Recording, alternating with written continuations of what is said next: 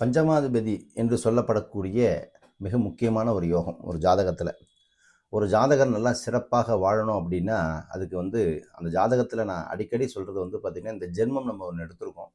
இந்த ஜென்மத்துக்கு மிக முக்கியமான காரணகர்த்தா யாருன்னு கேட்டோம் அப்படின்னு கேட்டிங்கன்னா நம்ம லக்னம் சொல்லுவோம். இந்த லக்னத்துக்கு மிக முக்கியமான இடம் 5ஆம் இடம். ஒரு ஜாதகத்தை பார்த்தாவே போதும் இவங்க எந்த மாதிரியான வாழ்க்கையை வாழ போகிறாங்க அப்படிங்கிறத 5ஆம் இடத்தை வச்சு சொல்லிடலாம். 5ஆம் இடம் நம்ம சொல்லக்கூடியது மந்திரங்கள், எந்திரங்கள், குலதெய்வம், அதே சமயம் பூர்வ புண்ணியம், இவர்கள் எதற்காக வாழ வருகிறார்கள் அப்படிங்கிற எல்லா விஷயத்தையும் ஆணி வேற அந்த 5ஆம் இடத்துலேருந்து எடுத்து சொல்லிடலாம். ஒன்று. இரண்டாவது விஷயமாக நம்ம ஒரு விஷயத்தை செய்கிறோம் அப்படின்னா அந்த விஷயம் நமக்கு நடக்குமா நடக்காதா, அதை அனுபவிக்கிறதுக்குண்டான யோகம் இருக்கா இல்லையா அப்படிங்கிறதும் அந்த 5ஆம் இடத்தை முடிவு பண்ணிடலாம். அந்த 5ஆம் இடம் கெட்டு போயிடுச்சு அப்படின்னா சில பேருக்கு எல்லாம் இருக்கும், ஆனால் அந்த அனுபவிக்கிற யோகமும் இருக்காது. பல பிரச்சனைகளில் போய் மாட்டிக்கிட்டு அவஸ்தைப்பட்டுக்கிட்டு இருப்பாங்க. சில பேருக்கு நிறைய வீடு, வண்டி, வாசல், சொத்து எல்லாம் இருக்கும். ஆனால் எல்லாத்தையுமேலேயும் கோர்ட்டு கேஸு பிரச்சனை அது அவங்களும் சாப்பிடாம அடுத்தவங்களுக்கும் சாப்பிட விடாமல் பலவிதமான பிரச்சனைகள் அனுபவிச்சுட்டு இருப்பாங்க. ஒரு ஜாதகத்தில் நான் மிக முக்கியமாக பார்க்கக்கூடியது லக்னமும் 4ஆம் இடமும் 5ஆம் இடம் தான். ஒரு மனிதன் வசதியாக வாழ்வதற்கு 4ஆம் இடமும், அந்த பிரார்த்தனை இருக்கா இல்லையான்னு சொல்லக்கூடிய இடமும் அந்த 5ஆம் இடம் தான். அந்த 5ஆம் இடம் தான். அப்போ அந்த 4ம் 5ம் சிறப்பாக இருந்தாலும் லக்னாதிபதி சிறப்பாக இருந்துட்டார் அப்படின்னா சுபதசை கிரகங்களோடு சேர்ந்து பார்வை சேர்க்கை பெற்றுவிட்டால் அந்த ஜாதகர் மிக சூப்பரான ஒரு வாழ்க்கை, ஒரு ராஜயோகமான வாழ்க்கை வாழக்கூடிய அமைப்பு இருக்கும். இப்போ எத்தனையோ பேர் ராசி பலன் சொல்கிறாங்க, எத்தனையோ பேர் கிரக பயிற்சி பலன் பார்க்குறீங்க, எல்லாம் நீங்கள் பார்க்குறீங்க. ஆனால் யாருமே பார்த்தீங்கன்னா அவங்க சொல்லக்கூடிய பலன்கள் உங்கள் ஜாதகத்தில் அட்லீஸ்ட் நீங்கள் உங்களுக்கே தெரியும். எத்தனையோ பேர் ராசி பலன் சொல்கிறாங்க, எத்தனை பேருக்கு உங்களுக்கு அந்த பலன்கள் உங்களுக்கு ஒத்துப்போது நீங்கள் கணக்கு போட்டு பாருங்கள், உங்களுக்கே அந்த இதில் விட தெரியும். அதனால தான் நான் நிறைய பேருக்கு சொல்கிறது, ராசி பலன்களை பார்க்காதீங்க, பயிற்சி பலன்களை பார்க்காதீங்க. கண்டிப்பாக அது எந்த வகையிலும் உங்களுக்கு ஹெல்ப் பண்ணாது. அது பொதுவான பலன்களை தவிர உங்களுடைய சுய ஜாதக பலன்கள் அல்ல.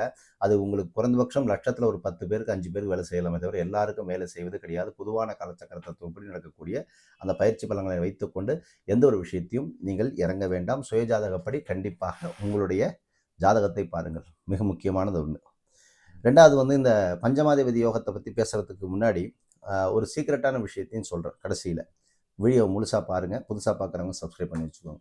பஞ்சமாதிபதி யோகம் அப்படிங்கிறது என்ன அப்படின்னா, ஒரு யோகத்தை கொடுக்கறது பார்த்திங்கன்னா அதிர்ஷ்ட தேவதைங்க. நம்ம வாழ்க்கையில் நம்ம கேட்குறோம், நம்ம அதிர்ஷ்ட தேவதை நம்ம ஜாதகத்தில் அதிர்ஷ்டம் இருக்கான்னு கேட்குறோம்ல, அந்த மாதிரி அந்த அதிர்ஷ்ட தேவதை நம்ம ஜாதகத்தில் இருந்தால் தான் வீடு தேடி அந்த அதிர்ஷ்டத்தை கொட்டும். இப்போ லாட்ரி வாங்குறதா இருக்கட்டும், ட்ரேடிங்காக இருக்கட்டும், இன்வெஸ்ட்மெண்ட்டாக இருக்கட்டும், எதுவாக இருந்தாலும் டபுளாக வரணும் அப்படின்னா நம்ம ஜாதகத்தில் லக்ஷ்மி ஸ்தானம்னு இருக்குது.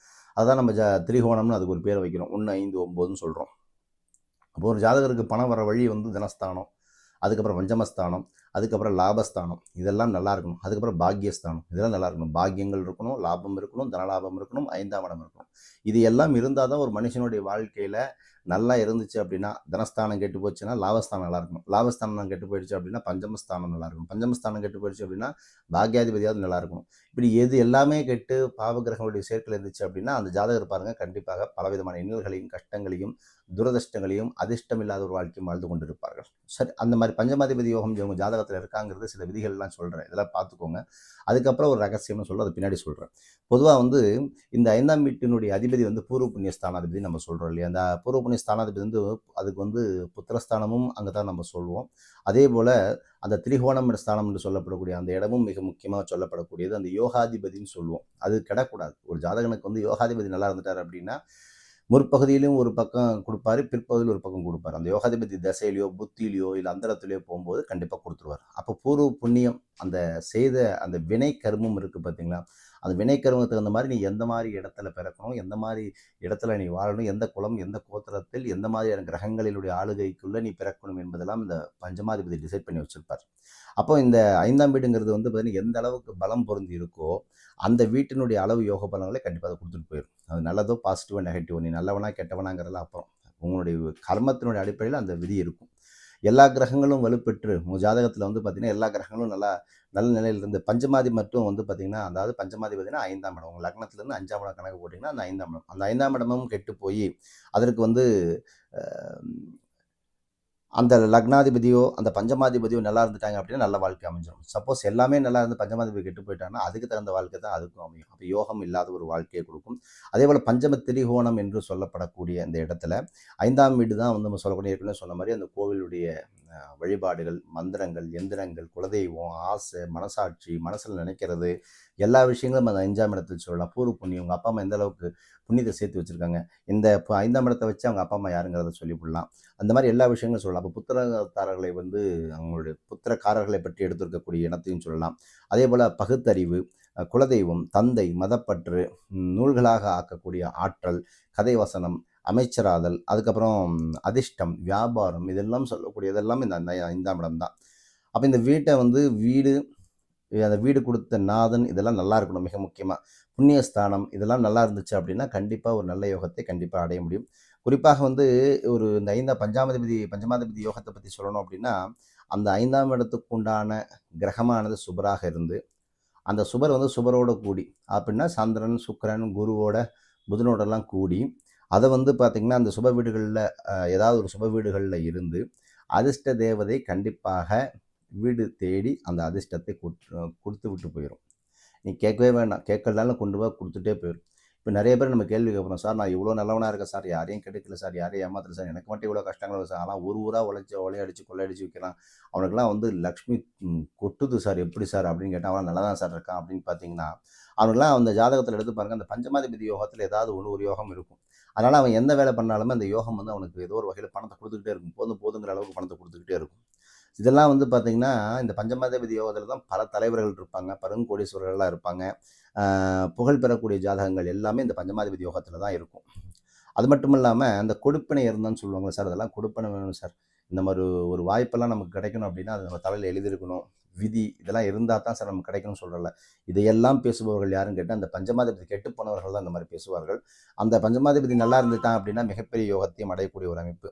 ஏன்னா 5ஆம் வீடும் இந்த 5ஆம் வீட்டுக்குடையவனும் 5ஆம் வீட்டில் இருக்கக்கூடிய கிரகங்களும் தலையெழுத்தை நிர்ணயம் செய்துவிட்டு அந்த தலையெழுத்தை வந்து என்ன பண்ண போகிறேங்கிறது அந்த காட்டக்கூடிய கிரகமாக சொல்லப்படக்கூடியது மிக முக்கியமாக ஜாதகத்தில் சொல்லப்படுது. சரி, அதில் இருந்து என்னென்ன கிரகங்கள் இருந்து என்ன பலன்கள்ங்கிறத நான் உங்களுக்கு ஓரளவுக்கு சிம்பிளாக சொல்கிறேன். இப்போது 5ஆம் வீட்டுக்குரிய அதிபதி எந்த லக்னம் வேணால் இருந்துக்கோங்க, நீங்கள் மேஷத்துலேருந்து மீன வரைக்கும் எந்த லக்னம் வேணால் இருக்கலாம். உங்கள் லக்னத்துக்கு 5ஆம் இடத்துக்குள்ள அதிபதி ஆட்சி உச்சம் பெற்றிருந்தது அப்படின்னா, இல்லை 5ஆம் இடத்தை வந்து சுபரர்கள் பார்க்குறார்கள் அப்படின்னா கண்டிப்பாக யோக பலன் நிச்சயமாக உண்டு. முற்பகுதியிலே நிச்சயமாக யோக பலன் உண்டு, பயப்பட வேண்டாம்.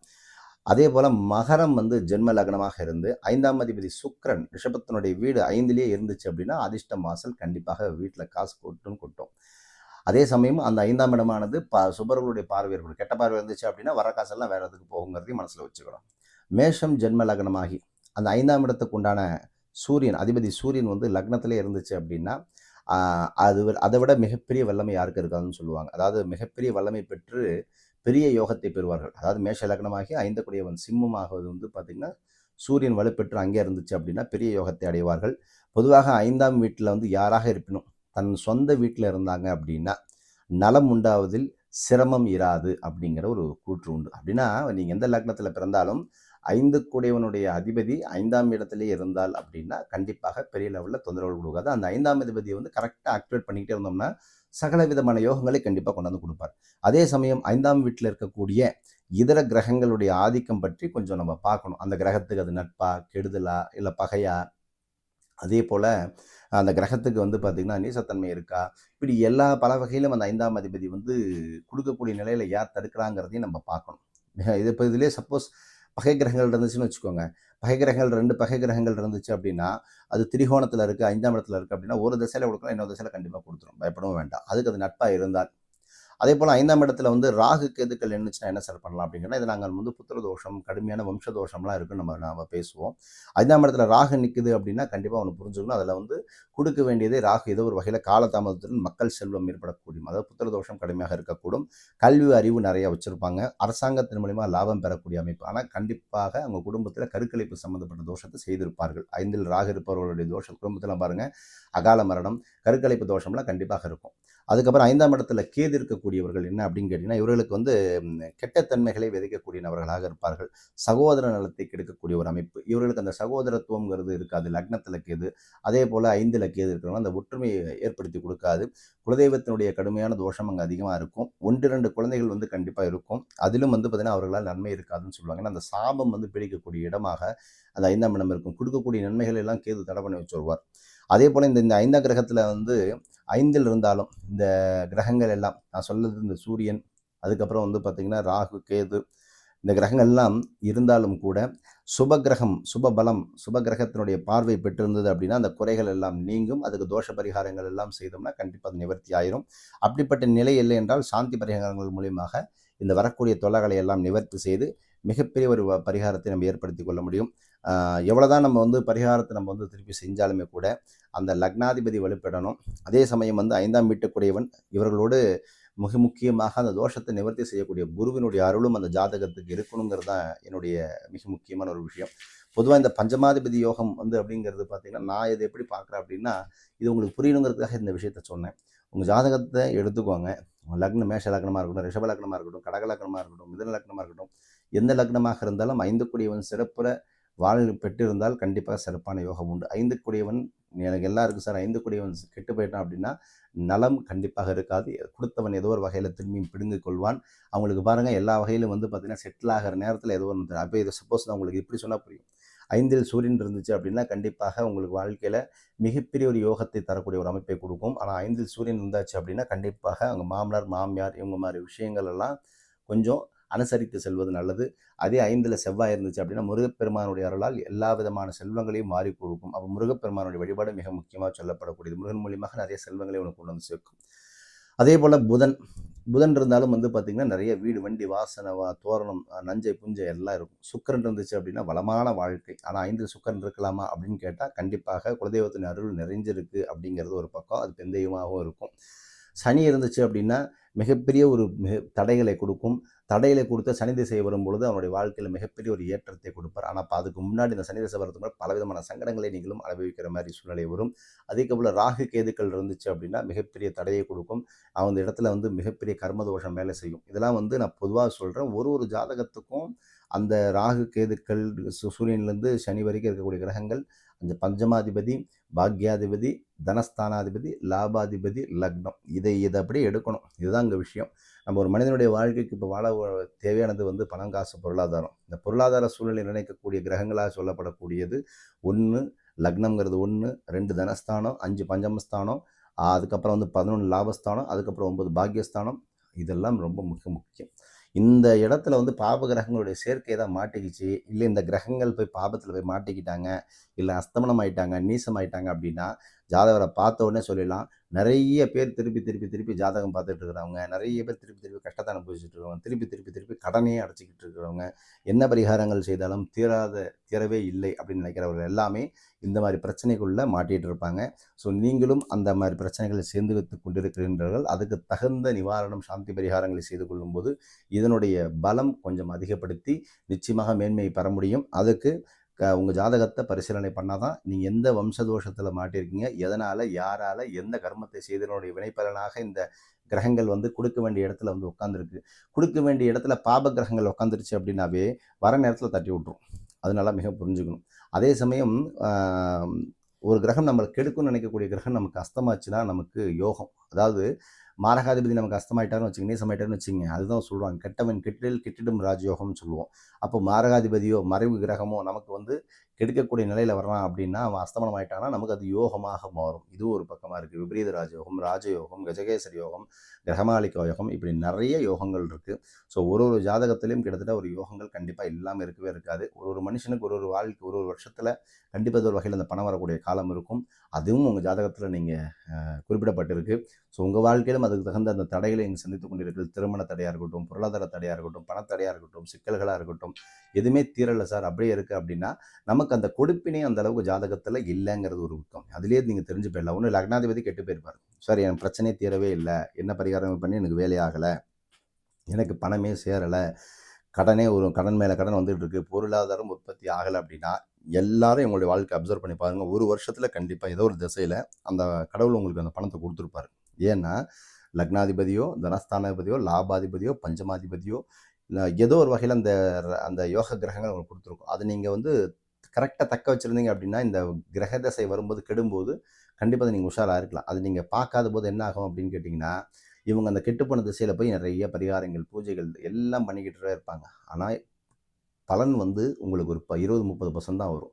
அதை நீங்கள் என்ன பண்ணணும், அதை நீங்கள் ரெகுலராக உங்களுடைய இறை வழிபாட்டில் மெருகேற்றி மெருகேற்றி மெருகேற்றி மெருகேற்றி தான் உங்களை நீங்கள் மேலே கொண்டு வர முடியுங்கிறத மட்டும் மனதில் வைத்துக் கொள்ளுங்கள். இது ஜாதகத்துக்கு ஜாதகம் மாறுபடும். ஸோ இந்த மாதிரி லக்னம் கெட்டு போய், பஞ்சமாதிபதி கெட்டு போய், தனஸ்தானது கெட்டு போய், லாபாதிபதி கெட்டு போய், ஜாதகத்தில் ஒரு யோகமே இல்லாமல் ரொம்ப கஷ்டப்படுறேன் சார், என்ன பண்ணுறதுன்னு தெரியல, நிறையா ஜோதிடர்களை பார்த்துட்டேன், நிறையா பரிகாரங்களை பண்ணிவிட்டேன், எனக்கு எந்த ஒரு வழியும் இல்லாமல் இருக்குது, எனக்கு ஏதாவது ஒரு வாய்ப்பு கிடைக்குமா அப்படிங்கிறவங்க கண்டிப்பாக ஸ்க்ரீனில் தெரியுற நம்பருக்கு கான்டாக்ட் பண்ணுங்கள். ஜாதகத்தை ஆலோசனை தீர ஆராய்ந்ததுக்கப்புறம் ஒரு நல்ல முடிவோடு ஜாதகரை வழிநடத்தி நல்ல நிலைக்கு கொண்டு வந்து வரலாம். அடுத்த பதிவில் வேறு நினைவு பற்றி சிறப்பாக பேசலாம். நற்பவி நல்லது நடக்கட்டும். ஓம் ஸ்ரீ குருபியோ நமஹ.